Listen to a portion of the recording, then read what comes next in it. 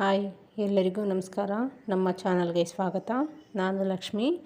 ಇವತ್ತಿನ ರೆಸಿಪಿ ಬಂದು ನಾನು ಟೊಮೊಟೊ ಚಟ್ನಿ ಮಾಡುವುದು ಹೇಗೆ ಅಂತ ತೋರಿಸ್ತಾ ಇದ್ದೀನಿ. ಈಸಿಯಾಗಿ ಕ್ವಿಕ್ಕಾಗಿ ಮಾಡುವಂಥ ಟೊಮೊಟೊ ಚಟ್ನಿ ತುಂಬಾ ಟೇಸ್ಟಿಯಾಗಿದೆ. ತಪ್ಪದೆ ನೀವು ಟ್ರೈ ಮಾಡಿ, ಹೇಗೆ ಬಂತು ಅಂತ ಕಮೆಂಟ್ ಮೂಲಕ ಕಮೆಂಟ್ ಮಾಡಿ. ಹಾಗೆ ಸಬ್ಸ್ಕ್ರೈಬ್ ಮಾಡ್ಕೊಳ್ಳಿ. ಪಕ್ಕದಲ್ಲಿರುವಂಥ ಬೆಲ್ ಐಕನ್ನು ಕ್ಲಿಕ್ ಮಾಡಿ. ಇಷ್ಟ ಆಗಿದರೆ ತಪ್ಪದೆ ಒಂದು ಲೈಕ್ ಮಾಡಿ. ಬನ್ನಿ ಮಾಡುವ ವಿಧಾನ.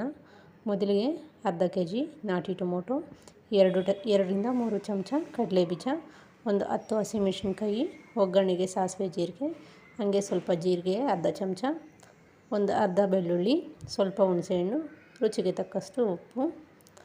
ಮೊದಲಿಗೆ ಒಂದು ಕಡಾಯ ಬಿಸಿ ಮಾಡ್ಕೊಳ್ಳೋಣ. ಕಡಾಯ ಬಿಸಿ ಆದ ನಂತರ 1-2 ಟೇಬಲ್ ಸ್ಪೂನ್ ಎಣ್ಣೆ ಸೇರಿಸ್ಕೊಳ್ಳೋಣ. ಎಣ್ಣೆ ಕೂಡ ಬಿಸಿ ಆದ ನಂತರ ಕಡಲೆಬೀಜ ಸೇರಿಸ್ಕೊಳ್ಳೋಣ. ಕಡಲೆಬೀಜ ಚೆನ್ನಾಗಿ ಫ್ರೈ ಮಾಡ್ಕೊಳ್ಳೋಣ. ನೋಡಿ, ಗೋಲ್ಡನ್ ಕಲರ್ ಬರೋ ತನಕ ಫ್ರೈ ಮಾಡ್ಕೋಬೇಕಾಗತ್ತೆ. ಇಷ್ಟ ಆದರೆ ಸಾಕು. ಇವಾಗ ಖಾರಕ್ಕೆ ಎಷ್ಟು ಬೇಕೋ ಅಷ್ಟು ಹಸಿಮೆಣಸಿನ್ಕಾಯಿ ಸೇರಿಸ್ಕೊಳ್ಳೋಣ. ಸೇರಿಸ್ಕೊಂಡು ಇದನ್ನು ಕೂಡ ಹಸಿ ಸ್ಮೆಲ್ ಹೋಗೋ ತನಕ ಫ್ರೈ ಮಾಡ್ಕೊಳ್ಳೋಣ. ನೋಡಿ, ಚೆನ್ನಾಗಿ ಫ್ರೈ ಆಗಿದೆ.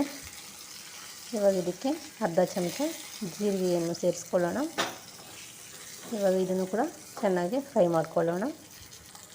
ನೋಡಿ, ಚೆನ್ನಾಗಿ ಫ್ರೈ ಆಗಿದೆ. ಇಷ್ಟ ಆದರೆ ಸಾಕು. ಇವಾಗ ಸ್ಟವ್ ಆಫ್ ಮಾಡ್ಕೊಳ್ಳೋಣ. ಸ್ಟವ್ ಆಫ್ ಮಾಡಿಕೊಂಡು ಬೇರೆ ಬೌಲ್ಗೆ ತಗೊಳ್ಳೋಣ. ಮತ್ತು ಅದೇ ಕಡಾಯಿಗೆ ಕಟ್ ಮಾಡಿ ತೊಗೊಂಡಿರುವಂಥ ಅರ್ಧ ಕೆಜಿ ನಾಟಿ ಟೊಮೊಟೊವನ್ನು ಸೇರಿಸ್ಕೊಳ್ಳೋಣ.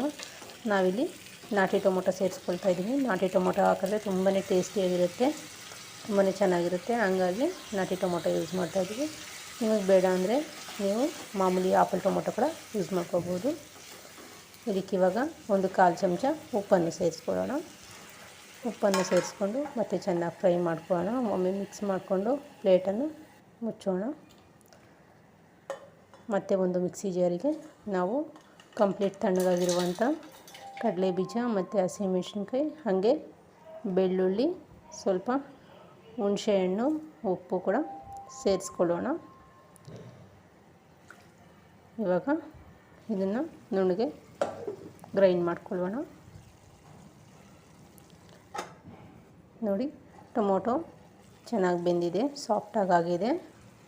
ಟೊಮೊಟೊಗೆ ಸ್ವಲ್ಪ ಉಪ್ಪು ಹಾಕ್ಕೊಂಡ್ರೆ ಬೇಗನೆ ಬೇಯುತ್ತೆ. ಹಾಗಾಗಿ ಸ್ವಲ್ಪ ಉಪ್ಪನ್ನು ಸೇರಿಸ್ಕೊಂಡಿದ್ದೀವಿ ನಾವಿಲ್ಲಿ. ನೋಡಿ, ಚೆನ್ನಾಗಿ ನೀರು ಬಿಟ್ಕೊಂಡಿದೆ. ನೋಡಲ್ಲ, ಮೇಲೆ ಸಿಪ್ಪೆ ಎಲ್ಲ ಬಿಟ್ಕೊತಾ ಇದೆ. ಟೊಮೊಟೊ ಚೆನ್ನಾಗಿ ಸಾಫ್ಟಾಗಿದೆ. ಇವಾಗ ಇದಕ್ಕೆ ನಾವು ಸ್ವಲ್ಪ ಕೊತ್ತಂಬರಿ ಸೊಪ್ಪನ್ನು ಕೂಡ ಸೇರಿಸ್ಕೊಳ್ಳೋಣ. ಸೇರಿಸ್ಕೊಂಡು ಮತ್ತೆ ಪ್ಲೇಟನ್ನು ಮುಚ್ಚೋಣ. ಮುಚ್ಚಿ 5 ನಿಮಿಷ ಫ್ರೈ ಮಾಡ್ಕೊಳ್ಳೋಣ. ನೋಡಿ, 5 ನಿಮಿಷದ ನಂತರ ಚೆನ್ನಾಗಿ ಸಾಫ್ಟಾಗಿದೆ.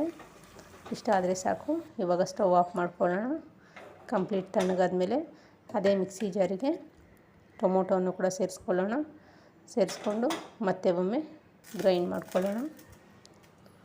ಅದೇ ಕಡಾಯಿಗೆ 2 ಚಮಚ ಎಣ್ಣೆಯನ್ನು ಸೇರಿಸ್ಕೊಳ್ಳೋಣ.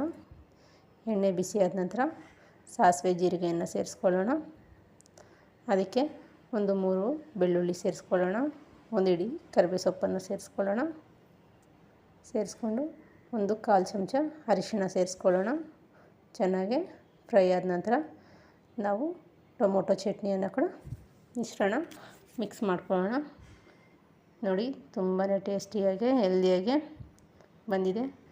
ಎಲ್ರಿಗೂ ತುಂಬಾ ಇಷ್ಟ ಆಗುತ್ತೆ. ವೈಟ್ ರೈಸ್ಗಂತೂ ತುಂಬಾ ಚೆನ್ನಾಗಿರುತ್ತೆ. ನಮ್ಮ ಮಕ್ಕಳಿಗಂತೂ ತುಂಬಾ ಇಷ್ಟ ಆಯಿತು. ನೀವು ತಪ್ಪದೆ ಟ್ರೈ ಮಾಡಿ, ಹೇಗೆ ಬಂತು ಅಂತ ಕಮೆಂಟ್ ಮಾಡಿ. ವೈಟ್ ರೈಸ್, ಚಪಾತಿ, ದೋಸೆ, ಇಡ್ಲಿಗೂ ಕೂಡ ತುಂಬಾ ಚೆನ್ನಾಗಿರುತ್ತೆ. ಈಸಿಯಾಗಿ ಕ್ವಿಕ್ಕಾಗಿ ಮಾಡುವಂಥ ಟೊಮೊಟೊ ಚಟ್ನಿ.